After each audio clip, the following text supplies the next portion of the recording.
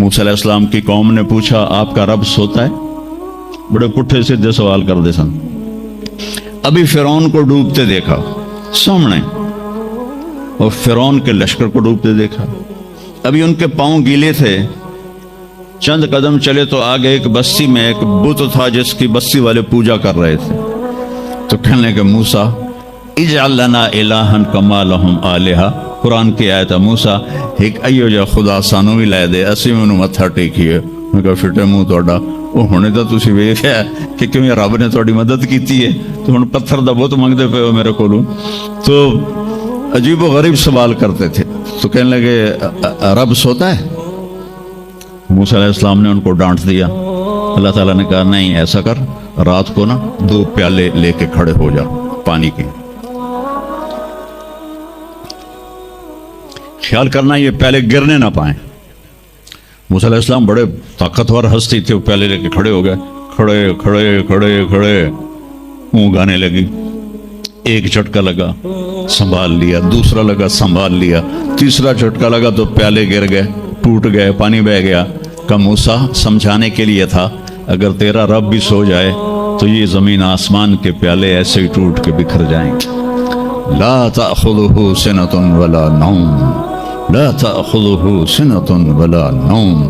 نہ وہ سوتا ہے، نہ وہ اونگتا ہے، نہ وہ کھاتا ہے، نہ وہ پیتا ہے، نہ وہ روتا ہے، نہ وہ حاجت مند ہے، نہ اس کی کوئی عمر گزرتی ہے. وہ ہر قسم کے رنگ و روپ سے پاک ہے، ہر قسم کے زمان و مکان سے پاک ہے، ہر قسم کی حاجات سے پاک ہے. سب کو دیتا ہے، لینے سے پاک ہے، سب کو کھلاتا ہے، کھانے سے پاک ہے، سب کو مارتا ہے، مرنے سے پاک ہے، سب کو سلاتا ہے، سونے سے پاک ہے. سب پر حاوی ہے، کوئی اس پر حاوی نہیں. سب کے اوپر چھایا ہوا ہے، کوئی اس پہ چھایا ہوا نہیں. یہ ہمارے اوپر ہمارے نبی کا احسان ہے کہ انہوں نے بتایا کہ اس کائنات کا بنانے والا ایک اللہ ہے، ایک صمد احد لم یلد ولم یولد ولم یکن له کفوا احد. الحمد للہ الذی بعث فی الامیین رسولا منہم یتلو علیہم آیاتہ ویزکیہم. عزیز طلبہ و طالبات، آپ بہت کچھ یہاں پڑھ رہے ہیں اور ساری نسل ہماری یونیورسٹیز میں پڑھ رہی. چند ایک ایسے سوال ہیں جن کا جواب دنیا کی کسی یونیورسٹی کے پاس کوئی نہیں، اور بڑے سے بڑے اسکالر بھی اپنے علم سے اس کا جواب دینے میں بالکل انگوٹھا چھاپ ہیں کہ اس کائنات کو کس نے بنایا ہے. اس سوال کا جواب دنیا کے کسی علم میں نہیں ہے. ہم تو شکر مسلمان ہیں تو ہمیں ماں باپ کی گود سے ہی اللہ کا تعارف ہو گیا. بہت پرانی بات ہے، ایک چیکوسلواکین یہاں ملا تھا، رائنڈ میں آیا ہوا تھا. تو میں نے اس سے پوچھا کہ اس کائنات کا بنانے والا کون ہے، کوئی پتہ ہے؟ کہنے لگا اسی کو ڈھونڈنے نکلا ہوں، ابھی تک تو کوئی پتہ نہیں. پھر دوسرا سوال ہے کہ اس نے یہ کائنات بنائی کیوں ہے، وہ ہے کون؟ پھر اس نے یہ کائنات بنائی کیوں ہے، اس کا جواب بھی آپ کے پاس کوئی نہیں، کسی کے پاس بھی کوئی نہیں. پھر تیسرا سوال ہے میں کیوں پیدا ہوا؟ میں نے کوئی اپلیکیشن دی تھی؟ ان بچیوں نے کوئی درخواست دی تھی کہ ہم نے لڑکی پیدا ہونا ہے؟ یا ان بچوں نے کوئی درخواست دی تھی کہ ہم نے لڑکا پیدا ہونا ہے؟ یہ عورت بن رہی ہے، یہ مرد بن رہا ہے، یہ دیہاتی ہے، یہ شہری ہے، اور 7 ارب انسان ہیں.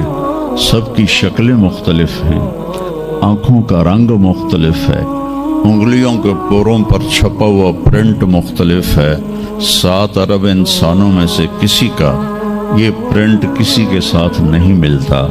تو ایسا باریک بین کون خالق ہے جس نے، ہم روشنی میں چیز بناتے ہیں اور اللہ تعالیٰ ماں کے پیٹ کے اندھیروں میں بناتا ہے. یخلقکم فی بطون امہاتکم خلقا من بعد خلق فی ظلمات ثلاث.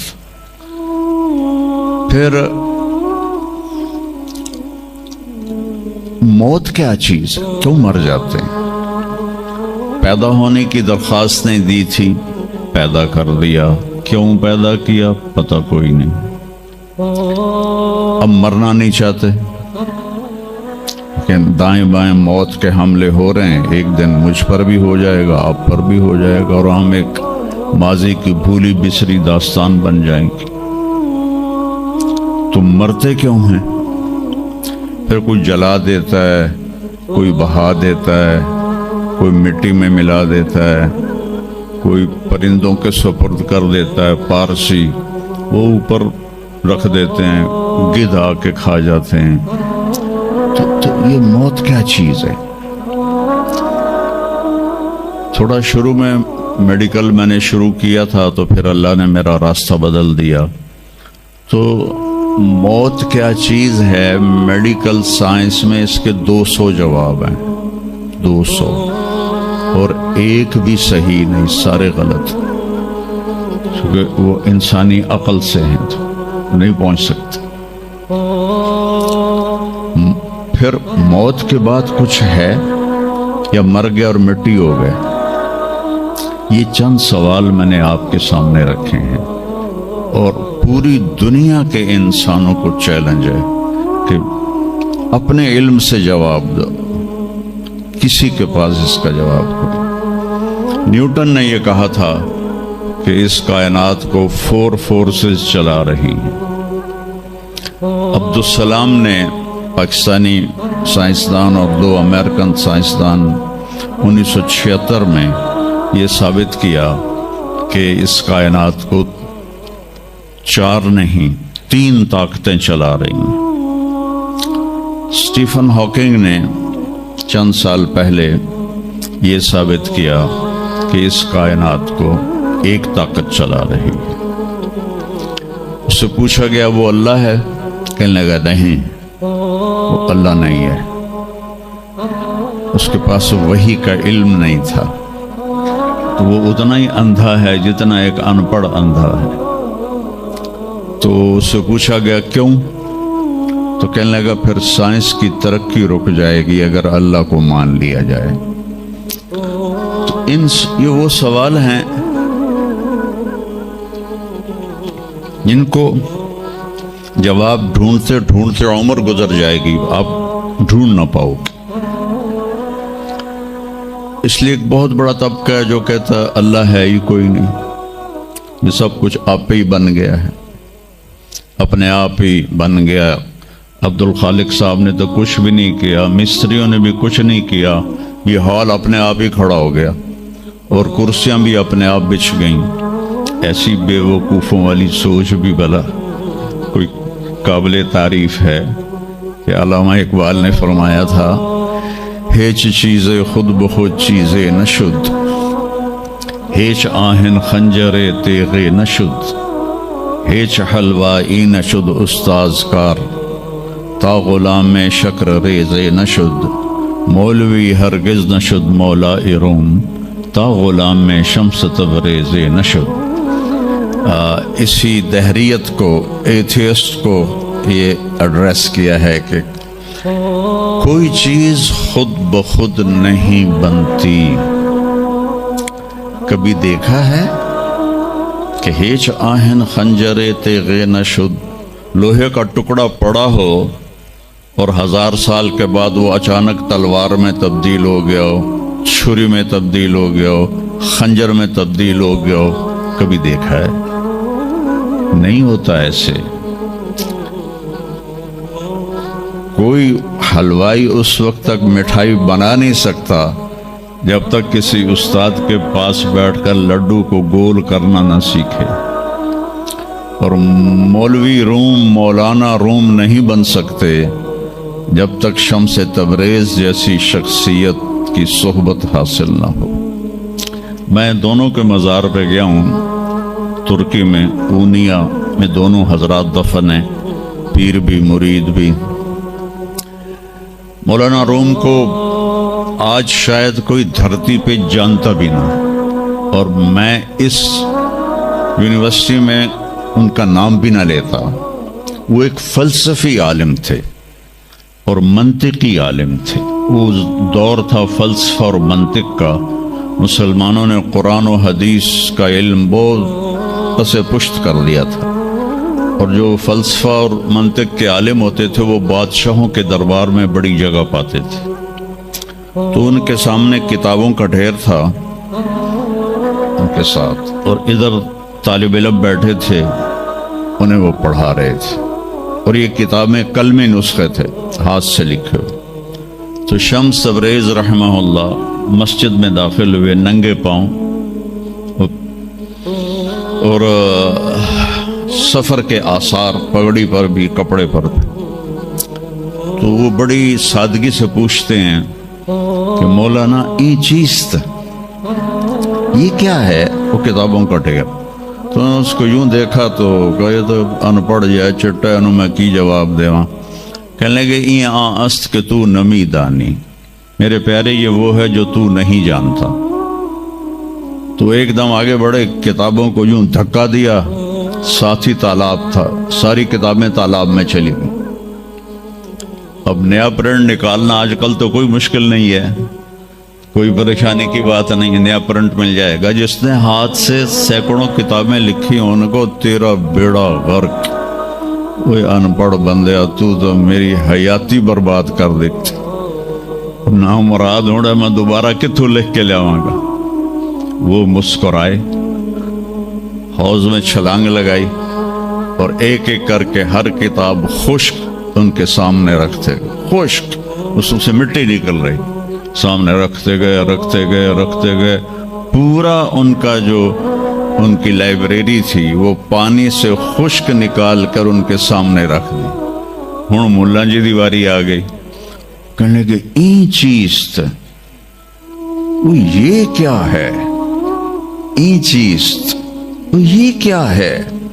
تو شمس تبریز بولے این است کہ تو نمی دانی، یہ وہ ہے جو تو نہیں جانتا، جس کو علامہ رحمت اللہ علیہ نے کہا مولوی ہرگز نہ شد مولا روم تا غلام میں شمس تبریز نشد۔ یہ ہمارے ملتان والے شمس تبریز نہیں ہیں، یہ شمس سبزواری ہیں۔ شمس تبریز تو وہ قونیہ میں ہے، دونوں کے مزار قریب قریب ہیں، ساتھ ساتھ ہیں۔ تو ایک طبقہ ادھر چلا گیا کہ آپ ہی بن گیا سب کچھ، ایک دھماکہ ہوا تھا اور ہر چیز بن گئی۔ وہ دھماکہ فرض کرو اگر یہاں کوئی ٹھا کر دے، کوئی پٹاخہ ہی چھوڑ دے، تو آپ لوگ ان دروازوں سے کیسے نکلو گے؟ بھاگتے ہوئے کہ بڑے آرام سے؟ عبد الخالق صاحب دے تو ہی چڑھ کے جاؤ گے، ساڑی جان بچے۔ اور اگر میں یوں کہوں کہ گندم کا ڈھیر پڑا تھا، اس میں دھماکہ ہوا اور گندم اڑتی ہوئی بوریوں میں جا کے فکس ہو گئی، اور بوریاں سل گئیں اور ٹرک پہ چڑھ گئیں اور منڈی میں جا کے بک گئیں، تو تسی دو جتیاں مار کے میں باہر کر دے منا۔ ایک دھماکہ ہوا، وہ دھماکہ اتنا قابل تھا، اتنا علم والا تھا کہ اس سے دو طاقتیں پیدا ہوئیں، ایک سپیڈ کی اور ایک مقناطیس کی۔ تو اگر سپیڈ اور مقناطیس کی طاقت میں ایکوالٹی نہ ہوتی اور 1/10 خرب سیکنڈ، یہ آسٹریلین سائنسدان کی بات میں بتا رہا ہوں، ایک سیکنڈ کے تو 100 سے زیادہ حصے ہو نہیں سکتے، لیکن انہوں نے کہا فرض کرو اگر 1 سیکنڈ کے 1/10 خرب حصے ہوں، تو وہ 1/10 خرب حصے میں اگر تھوڑا سا رفتار اور مقناطیس کی طاقت میں فرق آ جاتا تو ساری کائنات ٹکرا جاتی۔ لیکن یہ اتنی سمجھدار، اتنی اعلیٰ پڑھی لکھی کائنات ہے کہ نہ رفتار زیادہ ہوئی کہ پھیل کے فنا ہو جائے، نہ مقناطیس زیادہ ہوا کہ سکیڑ کے پھر زیرو کر دے۔ تو اس بیلنس کو خود بخود قائم ہو جانا، اس تو وڈا کملا کوئی نہیں، بے وقوف کوئی نہیں جو کہتا سورج کا بھی ایک سسٹم بن گیا، چاند کا بھی بن گیا، گلیکسی کا بھی بن گیا، اور اپنا آپ چلے جا رہے ہیں چلے جا رہے ہیں چلے جا رہے ہیں، ایسے ہی رہیں گے، ہمیشہ رہیں گے۔ کچھ کہتے ہیں فنا ہو جائیں گے۔ یہاں انسان جاہل ہے، اس جہالت کو دور کرنا سب سے پہلا علم ہے۔ اگر مرتے ہوئے مجھے پتا چلا کہ یہاں تو معاملہ کچھ اور ہے، جو لوٹ آئیں تو کچھ کہنا نہیں، بس دیکھنا انہیں غور سے جنہیں راستوں میں خبر ہوئی کہ یہ راستہ کوئی اور تھا۔ چلتے چلتے پتہ چلا کہ ہم تو کہاں پہنچ گئے، تو اس وقت تو پھر رب ارجعون کے نعرے قرآن کہہ رہا ہے، کہیں گے رب ارجعون، یا اللہ واپس کر دے، لعلی اعمل صالحا، میں بڑے اچھے کام کروں گا۔ اللہ نے کہا کلا، اب نہیں ہو سکتا ہے۔ تو نبی جو آتا ہے 1,24,000 نبی یہ علم لے کر آتے ہیں، اور وہ انسانوں کی اس جہالت کو دور کرتے ہیں۔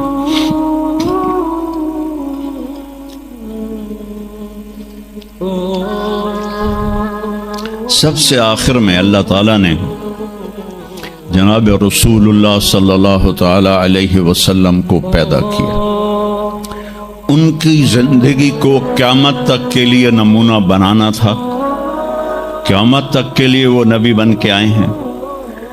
لکل قوم ہاد، ہر قوم میں نبی آتے تھے، لیکن ہمارے نبی کے بارے میں اللہ نے کہا وما ارسلناک الا کافۃ للناس بشیرا ونذیرا، ہم نے آپ کو پوری دنیا کے انسانوں کے لیے بھیجا ہے۔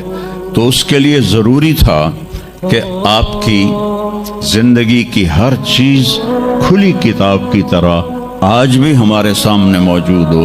اگر میں آپ کے طریقے پر چلنا چاہوں تو میرے پاس مواد موجود ہو، تو یہ واحد نبی ہیں جن کی ہر چیز اللہ تعالیٰ نے محفوظ کی۔ کسی نبی کی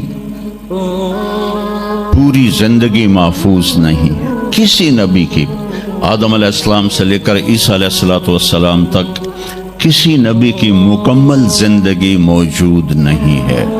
اور ہمارے نبی کی زندگی پیدائش سے لے کر آنکھ بند ہونے تک ایک ایک پل کی زندگی آپ کی ہمارے پاس موجود ہے۔ میں نے ایک آیت پڑھی تھی لقد جاءکم رسول من انفسکم، میں موریتانیہ گیا، وہاں پڑھتے ہیں لقد جاءکم رسول من انفسکم۔ موریتانیہ ویسے تو افریقہ میں ہے لیکن عرب ملک ہے، وہاں سارے یمنی عرب رہتے ہیں سارے، اور پورے موریتانیہ میں آپ حیران ہوں گے ایک بھی بے نمازی نہیں، پورے موریتانیہ میں ایک لڑکا لڑکی مرد عورت بے نمازی نہیں۔ اور صومالیہ میں گیا، ایک بچہ بچی مرد عورت بے نمازی نہیں۔ ہمارے بچے، آپ لوگ کالج آتے ہو تو موبائل آپ کے ہاتھوں میں ہوتے ہیں، بس میں بیٹھے ہو یا گاڑی میں بیٹھے ہو، موبائل پہ آپ کی نظر ہوتی ہیں۔ اور میں جو کہ 2 دفعہ گیا ہوں صومالیہ، 2 دفعہ، تو وہ بچے جب صبح جا رہے ہوتے ہیں اسکول تو ان کے ہاتھوں میں قرآن ہوتے ہیں اور وہ قرآن پڑھتے جا رہے ہوتے ہیں، کوئی میچ ہی نہیں ہے، ایسی خوبصورت زندگی ان کی۔ تو آدم سے عیسیٰ علیہ السلام تک کسی نبی کی مکمل 25 نبیوں کے نام قرآن میں ہیں، 25 آئے تو 1,24,000 ہیں۔ 1,24,000 میں 5 نبی سب سے بڑے ہیں، نوح علیہ السلام، ابراہیم علیہ السلام، موسیٰ علیہ السلام، عیسیٰ علیہ السلام اور محمد علیہ السلام۔ یہ 5 نبی اولو العزم کہلاتے ہیں، یہ سب سے بڑے رسول ہیں، سب سے بڑے رسول ہیں۔ لیکن زندگی صرف ہمارے نبی کی، من انفسکم میں اشارہ ہے آپ کی خاندان، آپ کی خاندانی وجاہت کی طرف کہ آپ بنو ہاشم سے ہیں جو سب سے عالی خاندان ہے، اور آپ کا نسب آدم علیہ السلام تک محفوظ ہے، بے داغ نسب ہے۔ آپ نے فرمایا میں اپنے باپ، جتنے بھی میرے پیچھے باپ ہیں، کسی میرے باپ سے زنا ثابت نہیں ہے، میرے کسی باپ نے زنا نہیں کیا ہے۔ یہ نسل کی حفاظت کا نظام چلایا۔ ایک دفعہ میں نے نا ملتان کی ضلع کونسل سے اپنے تلمبہ ہمارا ہوم ٹاؤن ہے، تو اس کے گرد ہماری زمینیں ہیں، تو میں نے اپنے بزرگوں کے دیکھنے کے لیے نام شجرے، تو وہاں سے میں نے 3 لاکھ روپیہ دے کے تو وہ رجسٹر نکلوایا۔ 1874 کا رجسٹر تھا، تو اس میں 1874 سے پہلے کا تو لکھا ہوا نہیں ہے، بعد کا لکھا ہوا ہے آخر تک۔ تو اس میں 19 نام مجھے ملے، میں ان کو یاد نہیں کر سکا، حالانکہ میرے پیو دادے پردادے، لیکن میں یاد نہیں کر سکا۔ دہرانے کی کوشش کی، حافظہ بھی اللہ نے اچھا دیا، یاد نہیں ہوئی۔ تو اس میں وہ دلچسپی نہیں تھی۔ میں نے اپنے نبی کا نسب نامہ یاد کرنا شروع کیا، اس میں 90 نام ہیں، اور میرے دل میں تھا کہ میں روضہ رسول کے سامنے کھڑے ہو کر آپ کو سلام پیش کروں گا۔ آپ کے نسب کا پوری پیڑھی، ہماری پنجابی میں پیڑھی کہتے ہیں، پوری پیڑھی پڑھ کے میں آپ کو سلام پیش کروں گا، کیونکہ ہمارا کلچر ہے، ہم لوکل لوگ ہیں، ہم مائگریٹڈ نہیں ہیں، نسلوں سے آباد ہے اور زمیندار ہیں۔ تو ہمارا ایک کلچر ہے کہ ہمارے مراسی ہوتے ہیں، وہ آ کے ان کا کوئی کام نہیں ہوتا،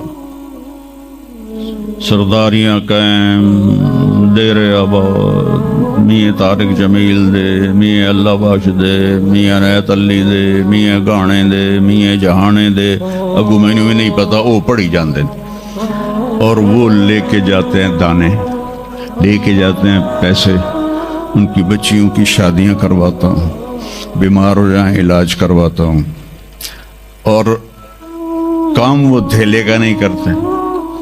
ایک مراسی اپنے بیٹے کو لے کر آ گیا، میں ڈیرے میں تھا، کہنے لگا میاں صاحب ہمارا ٹائٹل وہاں میاں صاحب میرے پوتر نو نوکری لوا دے۔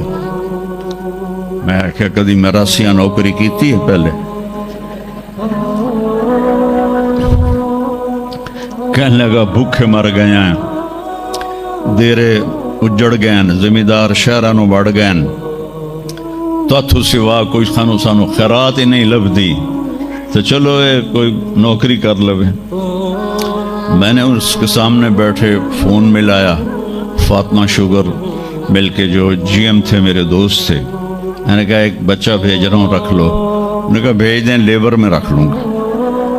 تو میں نے اسی طرح کہہ دیا چاچا انہوں لے جا، لیبر اچ رکھ لے سن، بھلا ہوئے سرداریاں قائم۔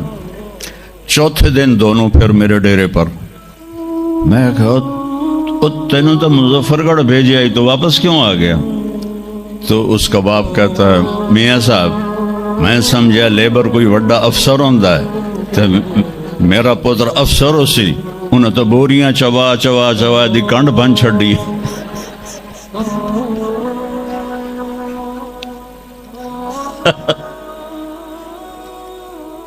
میں نے کہا میں تو پہلے آکھی آئی، مراسی جڑے ہوندے نا صرف گلاں دی روٹی کھاندے۔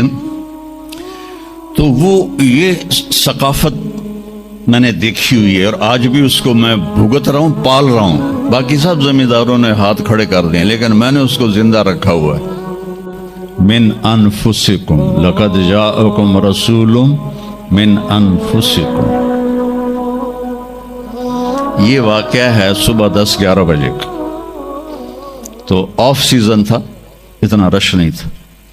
تو عصر کے بعد میں نکلا نماز پڑھ کے، تو ایک لڑکا بھاگا بھاگا آیا، کہا جی آپ مولانا طارق جمیل ہیں؟ میں نے کہا جی۔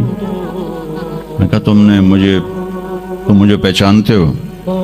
کہا نہیں جی آپ کے ساتھ لوگ تھے کافی، تو میں نے ایک آدمی سے پوچھا کہ یہ کون ہے، تو انہوں نے کہا یہ مولانا طارق جمیل۔